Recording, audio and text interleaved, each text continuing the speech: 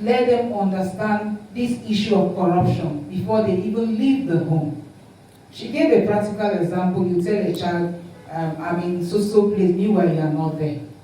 In our fight mostly on violence, I've had calls where a child, sorry, I will be talking more on gender this, where a child was sexually violated by a man's brother, and in the course of justice, the man told the child that if they ask you, tell them this and tell them that, because he doesn't want his brother to go for it. And you know, children, because the father has promised her that there's a place she normally loves to go to. So the father said, if you do this for me, every day, every weekend, you will go there. The child just agreed. Meanwhile, the child had earlier told the police and the hospital what happened to her. But unfortunately, when we got to a particular stage, the child now said, no, uncle did not touch me.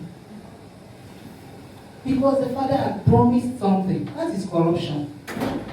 But at the end of the day, you know, children, they will always have a way of telling you the truth. When we sat her down without the father's presence and any other person, the child was able to say, Daddy said I should do this. Okay. So when we are talking about corruption, it's not just the clergyman said the change starts with you. We should stop perverting justice. When somebody commits a crime, what is corruption? It's simply the perversion of justice, influencing decision making at all levels. That's corruption. And it happens everywhere, even in the Christianity, in the religious body. Everybody wants to pervert justice. Everybody wants something for the benefit. A man violates a child because the man pays your bills. You forget to protect your child. The man takes care of the family. And at the end of the day, this man violates the man's daughter. And you come to court to say, sir, Lord, I don't want this matter to go on, I want to withdraw it. And they ask you why. Just because the man pays your bills. You want to close eye from getting justice for your daughter. That is corruption. The earlier we stand and say no to it, collectively, it's not just one person's fight. If we stand and say no to it, I believe it will stop. And how do we do it? At least through education, sensitization. We've had the opportunity of partnering with MacArthur to reduce some of these laws into special English, which is usually used in River State. And we go to the communities to disseminate this information in the local languages they understand. The laws are there. Yes, somebody said about stiffer punishment. I agree. But the ones we have, what are we doing with it?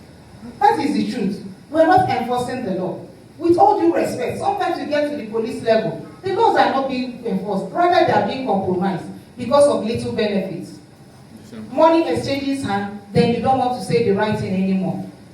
That is the truth.